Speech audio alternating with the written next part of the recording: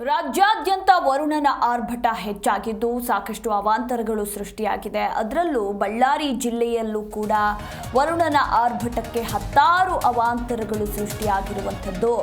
ಇನ್ನು ಜೋಳ ಸಂಗ್ರಹಿಸಿಟ್ಟಿದ್ದ ಕೇಂದ್ರಕ್ಕೆ ಮಳೆ ನೀರು ನುಗ್ಗಿದೆ.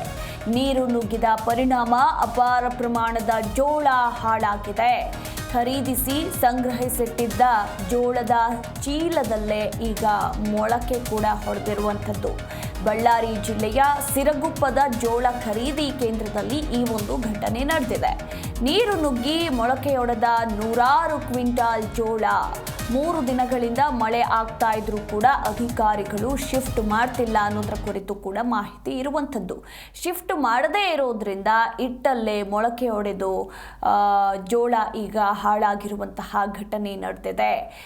ಒಂದು ಕಡೆ ಕಳೆದ 3-4 ದಿನಗಳಿಂದ ಮಳೆಯ ಆರ್ಭಟ ಹೆಚ್ಚಾಗಿದೆ. ಇನ್ನು ಮಳೆ ಬರ್ತಾ ಇದ್ರೂ ಕೂಡ ಯಾವುದೇ ಮುಂಜಾಗ್ರತಾ ಕ್ರಮಗಳನ್ನು ತೆಗೆದುಕೊಂಡಿಲ್ಲ ಸಂಬಂಧಪಟ್ಟ ಅಧಿಕಾರಿಗಳು. 3 ದಿನಗಳಿಂದ ಮಳೆ ಬರ್ತಾ ಇದೆ, ಆದರೂ ಕೂಡ ಜೋಳವನ್ನ ಶಿಫ್ಟ್ ಮಾಡದೆ ಅಲ್ಲೇ ಇಟ್ಕೊಂಡಿದ್ದಾರೆ ಅಂತ ಅಲ್ಲಿನ ಸ್ಥಳೀಯರು ಕೂಡ ಹೇಳ್ತಾ ಇರುವಂಥದ್ದು. ಅದರಲ್ಲೂ ಜೋಳ ಸಂಗ್ರಹಿಸಿಟ್ಟಿದ್ದ ಕೇಂದ್ರಕ್ಕೆ ಮಳೆ ನೀರು ನುಗ್ಗಿದ ಪರಿಣಾಮ ನೋಡಿ ಜೋಳದ ಪರಿಸ್ಥಿತಿ ಯಾವ ರೀತಿ ಆಗಿದೆ ಅಂತ ನೀವು ಕೂಡ ದೃಶ್ಯಾವಳಿಗಳಲ್ಲಿ ಇಟ್ಟಲ್ಲೇ ಈಗ ಜೋಳ ಮೊಳಕೆ ಹೊಡೆದು ಈಗ ಸಂಪೂರ್ಣವಾಗಿ ಹಾಳಾಗಿದೆ.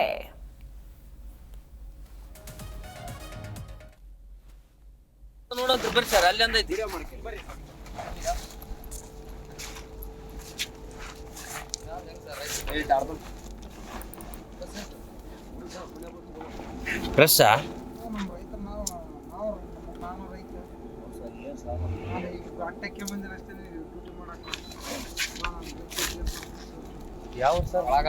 ಗಮನಿಸ್ತಾ ಇದ್ದೀರಾ ನೀವು ಕೂಡ ದೃಶ್ಯಾವಳಿಗಳಲ್ಲಿ ನೋಡ್ತಾ ಇರಬಹುದು.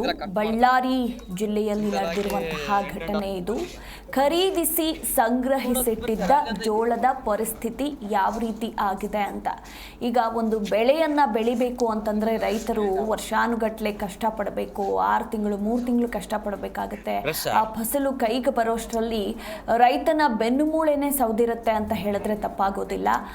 ತದನಂತರ ಇದು ಹೆಂಗಾಗಿದೆ ಅಂತಂದ್ರೆ ಕೈಗೆ ಬಂದಂತಹ ತುತ್ತು ಬಾಯಿಗೆ ಬರಲಿಲ್ಲ ಅನ್ನೋ ರೀತಿ ಆಗಿದೆ. ಸಂಬಂಧಪಟ್ಟ ಅಧಿಕಾರಿಗಳು ಮಳೆ ಬರ್ತಾ ಇದೆ ಅಂತ ಗೊತ್ತಿದ್ದು ಕೂಡ ಈ ಒಂದು ನೆಗ್ಲಿಜೆನ್ಸಿ ಯಾಕೆ ತೋರಿದ್ರು? ಈಗ ಜೋಳವನ್ನ ಸೇಫ್ಟಿಯಾಗಿ ಅಂದರೆ ಸುರಕ್ಷಿತವಾಗಿ ಇಟ್ಕೊಳ್ಬೇಕಾಗಿದ್ದಂತಹ ಅಧಿಕಾರಿಗಳು ಏನು ಮಾಡ್ತಾ ಇದ್ದಾರೆ? ಈಗ ಈ ಒಂದು ಜೋಳವನ್ನು ಮೊಳಕೆ ಹೊಡೆದಿರುವಂತಹ ಜೋಳವನ್ನು ಏನು ಮಾಡೋದು? ಸಂಪೂರ್ಣವಾಗಿ ವೇಸ್ಟ್ ಇದು. ಈಗ ನೋಡ್ತಾ ಇದ್ದೀರಾ ನೀವು ಕೂಡ ದೃಶ್ಯಾವಳಿಗಳಲ್ಲಿ. ಇದು ಇನ್ನೇನು ಮಾಡೋದಕ್ಕಾಗೋದಿಲ್ಲ. ರೈತ ಕಷ್ಟಪಟ್ಟು ಸಾಲ ಸೋಲ ಮಾಡಿ ಬೆಳೆದಿರುವಂತಹ ಈ ಒಂದು ಜೋಳ ಈಗ ಸಂಪೂರ್ಣವಾಗಿ ಹಾಳಾಗಿದ್ದು, ಒಂದು ಕಡೆ ರೈತರಿಂದ ಖರೀದಿ ಆಗಿದೆ, ರೈತರಿಗೇನು ತಮ್ಮ ದುಡ್ಡು ತಮಗೆ ಸಿಕ್ಕಿದೆ. ಆದರೆ ಖರೀದಿ ಆದಂತಹ ಜೋಳ ಈಗ ಮತ್ತೆ ಬಿತ್ತನೆಗೆ ತೆಗೆದುಕೊಂಡು ಹೋಗಬೇಕಾಗಿರೋರು, ಹಾಗೆ ಮಾರುಕಟ್ಟೆಗೆ ಹೋಗಬೇಕಾಗಿದ್ದಂತಹ ಜೋಳ ಕ್ವಿಂಟಾನುಗಟ್ಟಲೆ ಈ ರೀತಿ ಹಾಳಾಗಿಬಿಟ್ರೆ ಏನು ಮಾಡೋದು? ಸಂಬಂಧಪಟ್ಟ ಅಧಿಕಾರಿಗಳು ಯಾಕೆ ಈ ಒಂದು ನಿರ್ಲಕ್ಷ್ಯವನ್ನು ತೋರಿದ್ದಾರೆ? ಹವಾಮಾನ ಇಲಾಖೆ ಮುನ್ಸೂಚನೆ ಕೊಡ್ತಾನೇ ಇದೆ, ಮಳೆಯ ಆರ್ಭಟ ರಾಜ್ಯಾದ್ಯಂತ ಹೆಚ್ಚಾಗಿರುತ್ತೆ, ಮುಂಜಾಗ್ರತಾ ಕ್ರಮಗಳನ್ನು ತೆಗೆದುಕೊಳ್ಳಿ ಅಂತ ಗೊತ್ತಿದ್ರೂ ಕೂಡ ಇಲ್ಲಿ ಸಂಬಂಧಪಟ್ಟ ಅಧಿಕಾರಿಗಳು ಯಾಕೆ ಮುಂಜಾಗ್ರತಾ ಕ್ರಮಗಳನ್ನು ತೆಗೆದುಕೊಳ್ಳಲಿಲ್ಲ?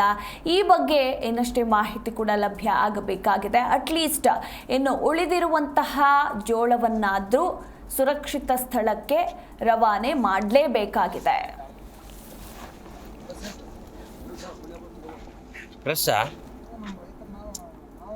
ನಾವು ರೈತ